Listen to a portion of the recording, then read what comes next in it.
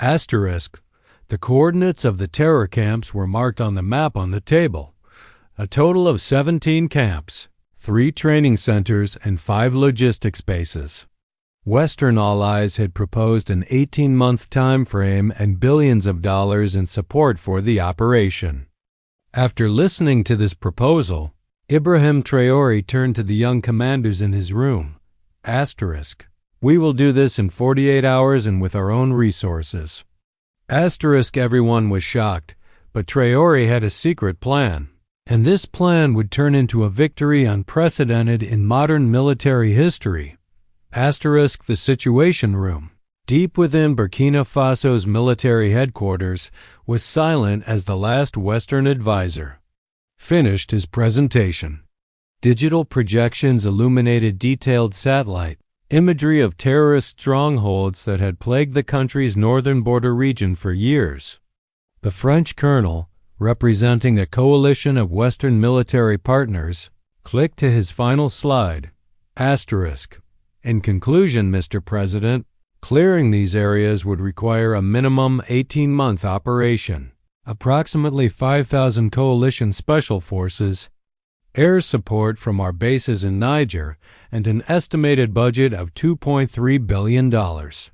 He paused, letting the numbers sink in. We could begin mobilizing resources next quarter, with ground operations commencing in approximately 6 months. Asterisk. Ibrahim Traore, seated at the head of the table, studied the map silently. The terrorist network spanning the border regions of Burkina Faso, Mali, and Niger had grown increasingly bold in recent years. Villages burned, infrastructure destroyed, civilians displaced by the thousands.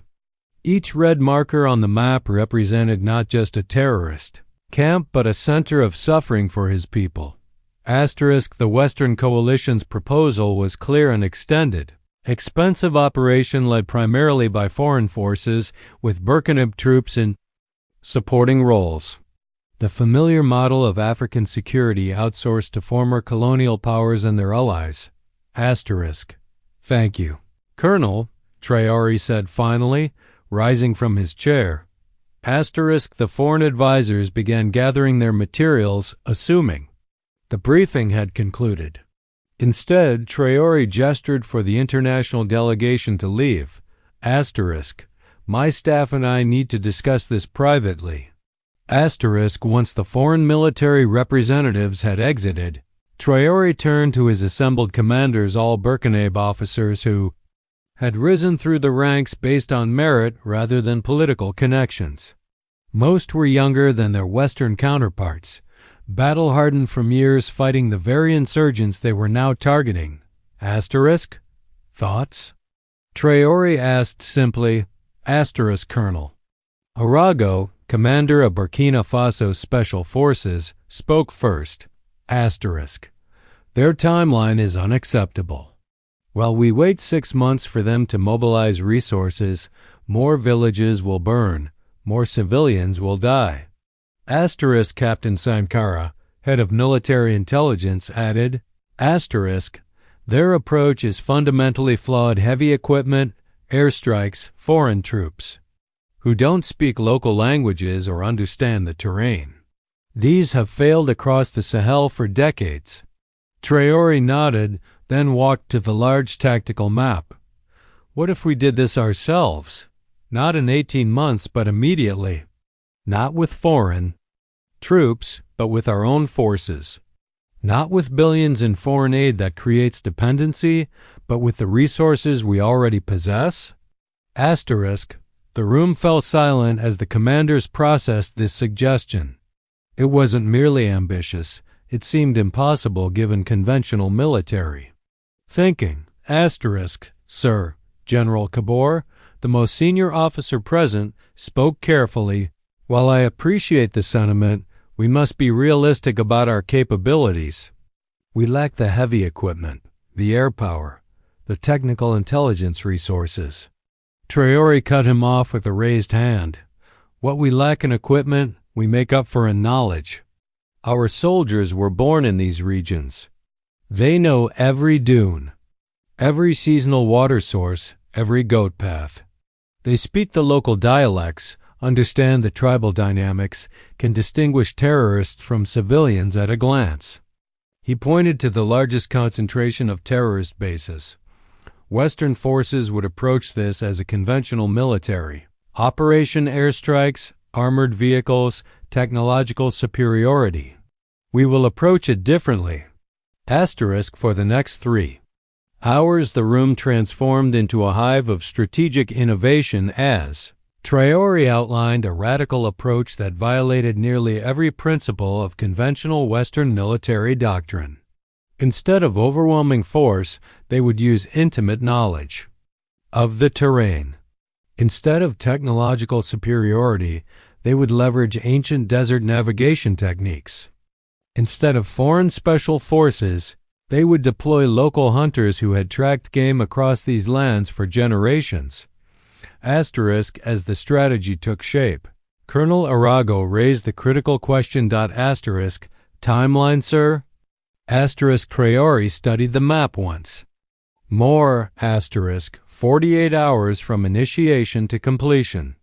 Asterisk, the statement was met with stunned silence, then erupted into objections from several commanders. Even the most optimistic among them had been thinking in terms of weeks, not days. Asterisk, impossible, sir? General Kabor stated flatly.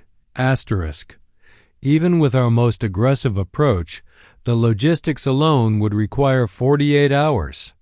Asterisk, 48 hours, Traore repeated firmly. Asterisk, the operation will be called Desert Storm and it begins tomorrow night. Asterisk, the next 24 hours saw a flurry of activity unlike anything in Burkina Faso's military history. While Western advisors were told that their proposal was under consideration, Burkinabe forces mobilized with extraordinary secrecy and precision. Asterisk, unlike conventional deployments, this operation prioritized speed and indigenous knowledge over heavy equipment.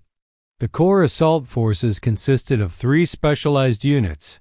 Asterisk, the Desert Shadows, 200 former hunters from northern villages, men who could track a lizard across stone and navigate by stars with greater precision than any GPS.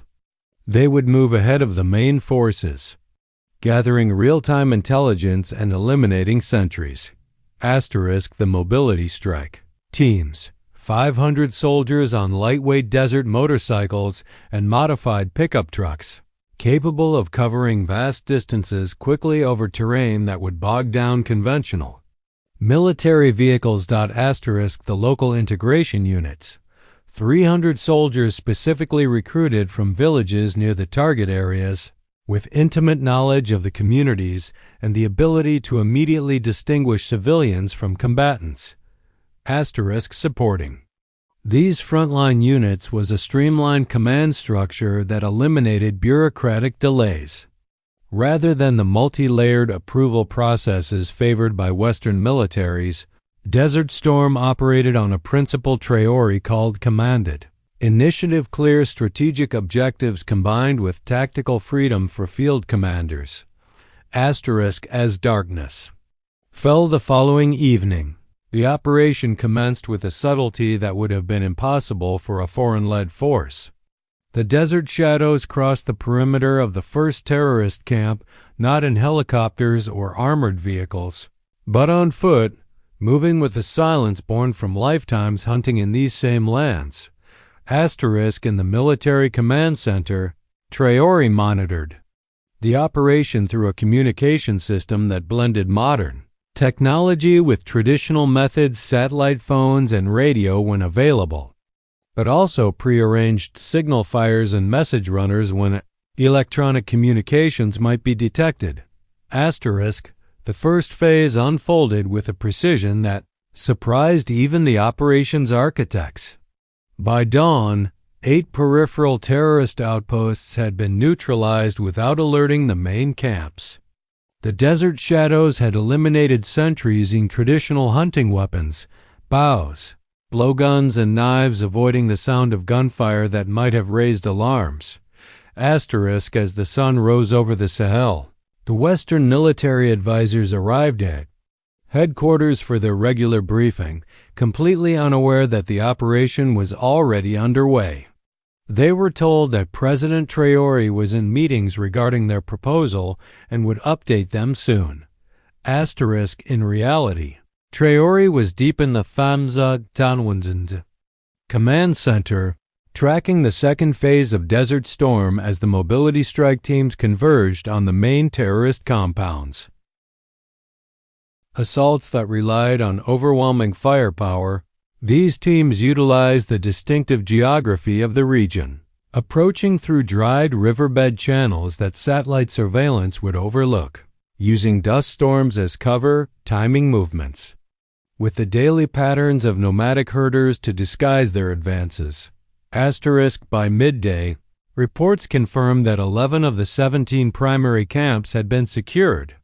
Casualties among Burkinabe forces were minimal, just 7 wounded and 2 killed in action, while over 200 terrorists had been captured and 150 neutralized. Most importantly, the operation had liberated over 300 civilians being held in the camps, including 86 children being trained as future fighters. Asterisk the Western advisors, still waiting for their meeting with Traore, began hearing rumors of significant military activity in the northern regions. When they demanded information, they were politely but firmly told that routine security operations were underway. Asterisk as the second day of the operation progressed, the remaining terrorist strongholds, now alerted to the danger, attempted to mount a coordinated defense. This had been anticipated in Traore's plan. Rather than engaging in prolonged firefights that would advantage the entrenched defenders, the Burkinabe forces employed a strategy locally known as the closing net, surrounding the compounds but leaving a single obvious escape. When the terrorists attempted to flee through this apparent gap, they encountered the 3rd Specialized Unit of the operation, the local integration teams positioned along likely escape paths, able to instantly distinguish fleeing terrorists from civilian hostages. Asterisk by sunset on the second day, all 17 camps, 3 training centers, and 4 of the 5 logistics bases had been neutralized. The final logistics base, located across the border in Mali, was outside the operational parameters but had been rendered effectively useless with its supply lines cut. Asterisk, the human impact was substantial. 443 terrorists captured, 267 neutralized, and 612 civilians liberated. Equally significant was the material seizure over 600 vehicles, thousands of weapons, ammunition stockpiles, and, perhaps most valuably, extensive documentation of the terrorist network's financing, recruitment, and operational planning. Asterisk exactly. 48 hours after the operation began, Ibrahim Traore received the final confirmation. Desert Storm had achieved all primary objectives. He gathered his commanders for a brief acknowledgement of their achievement before finally meeting with the still waiting Western military delegation. Asterisk. The French colonel, having heard fragmented reports of military activity, began the meeting with barely concealed irritation. Asterisk, Mr. President. We understand there have been some unilateral actions in the border region. May I remind you that coordinated response is essential when dealing with asterisk Traore interrupted, calmly sliding a folder across the table. Asterisk, this contains a preliminary report on Operation Desert Storm, which concluded approximately 1 hour ago. All terrorist camps identified in your briefing have been neutralized. All hostages have been freed. All material objectives have been secured. The Western advisors exchanged confused glances, clearly struggling to process this information. That's not possible, the American advisors stated flatly. The operational requirements we outlined were based on asterisk your doctrines, your equipment, your understanding of warfare, Traore completed for him. We chose a different approach. What followed was a tense debriefing as Traore methodically outlined how Burkinabe forces had accomplished in 48 hours what the Western coalition had estimated would take 18 months. The foreign military experts alternated between disbelief and reluctant admiration as the full scope of the operation became clear. Why were we not informed? The French colonel demanded finally, professional pride clearly wounded. For the same reason the terrorists weren't informed, Traore replied evenly. Operational security. Too many previous operations have failed because information was shared too widely before action was taken. The unstated implication hung in the air that Western intelligence channels weren't entirely trusted by Burkina Faso's leadership. An uncomfortable truth that no one in the room chose to directly address. In the days that followed, the full impact of Operation Desert Storm began to emerge. Beyond the immediate military victory, the psychological effect was profound. Villages that had lived under terrorist threat for years saw Burkinabe forces, their own countrymen, not foreign troops, delivering security and liberation. International reaction was mixed. Western military establishments initially questioned the reported results, suggesting the operation must have been more limited in scope than claimed.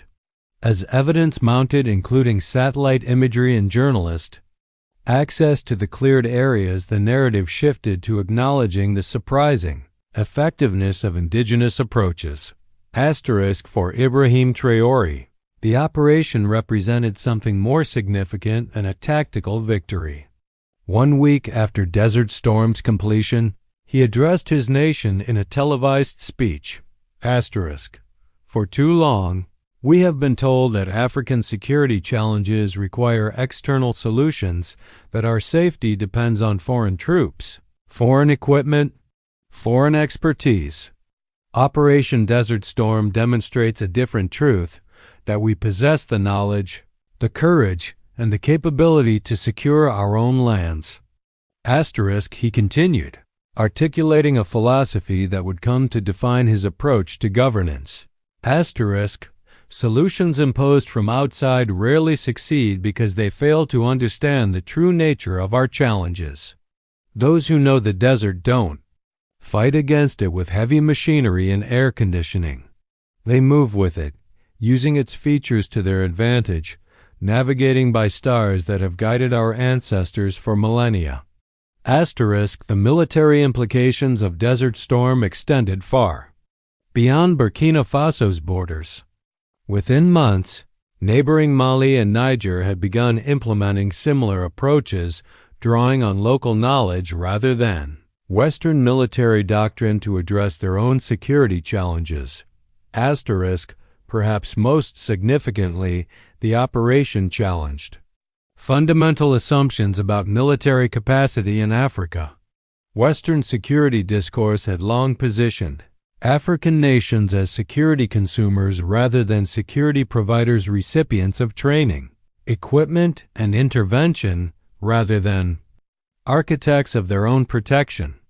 Desert Storm offered a powerful counter-narrative, demonstrating that approaches rooted in local knowledge, terrain familiarity, and cultural understanding could achieve results that technological superiority and conventional doctrine could not. This perspective gained credibility when a classified NATO assessment of the operation was leaked to international media. The report acknowledged that indigenous security approaches, leveraging terrain familiarity and cultural integration, achieved outcomes that would have been difficult to replicate with conventional coalition forces despite their technological advantages. For the liberated communities, the impact was immediate and tangible. Villages that had been abandoned for years were reoccupied, markets reopened. Schools that had been converted to terrorist indoctrination centers resumed legitimate education. Most importantly, a psychological barrier was broken. The sense of helplessness that had pervaded the region gave way to renewed confidence in the government's ability to provide protection. 3 months after Desert Storm, Ibrahim Traore visited several of the liberated villages. In Jibo, a community that had been under virtual siege for years, he met with local leaders in the newly reopened marketplace. Before, we heard many promises, an elderly village chief told him. Foreign soldiers came with their machines, their drones in the sky, their armored vehicles. They stayed in their bases, occasionally driving through our villages, then returning to safety while we remained in danger. Your men came differently. They knew our names, spoke our languages, understood our land. This is the difference between security given by others and security created by ourselves. This distinction between security as a service provided by external actors versus security as a condition created by and for local communities became central to Traore's broader governance philosophy. The approach that had guided Desert Storm began influencing other sectors: economic development, infrastructure, education, all increasingly oriented towards solutions that leveraged local knowledge and capacity rather than imported models. 6 months after the operation, a milestone was reached. For the first time in 7 years, not a single terrorist attack was recorded in Burkina Faso for a full month. International security analysts, initially skeptical that the gains could be sustained, began studying what they termed the Burkina model of counterterrorism, an approach that emphasized local legitimacy over technological superiority, cultural integration over force projection.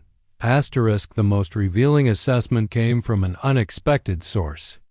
A captured terrorist commander, interviewed by intelligence officers, explained why Desert Storm had succeeded where previous operations had failed. Against the foreign forces, we had many advantages. They couldn't tell civilians from fighters. They needed translators to speak to locals. They didn't know where to find water in the desert or how to move without being seen. Their equipment broke in the sand. They feared death more than we did. He continued, his voice tinged with bitter recognition. But Traore's men, they were like fighting against ghosts who knew all our secrets. They appeared from nowhere, moved without sound, always knew where we would run to. How can you fight an enemy who knows your land better than you do? Who speaks to every village? Who can move like the desert wind? This perspective highlighted a fundamental miscalculation in conventional counterterrorism strategy: the assumption that technological and material advantages necessarily translate to operational effectiveness in environments where local knowledge, cultural integration, and terrain familiarity are the true determinants of success. 1 year after Desert Storm, Traore hosted a regional security conference that formalized this alternative approach. Military leaders from across the Sahel gathered not to request Western intervention, but to share indigenous security methodologies, approaches that centered African knowledge and capability rather than importing external models. What we are developing, Traore told the assembled delegates, is not merely a tactical alternative, but a philosophical shift in how we conceptualize security, not as something provided to us by others, but as something we create for ourselves, using the deep knowledge of our lands, peoples, and challenges that no outside force can possess.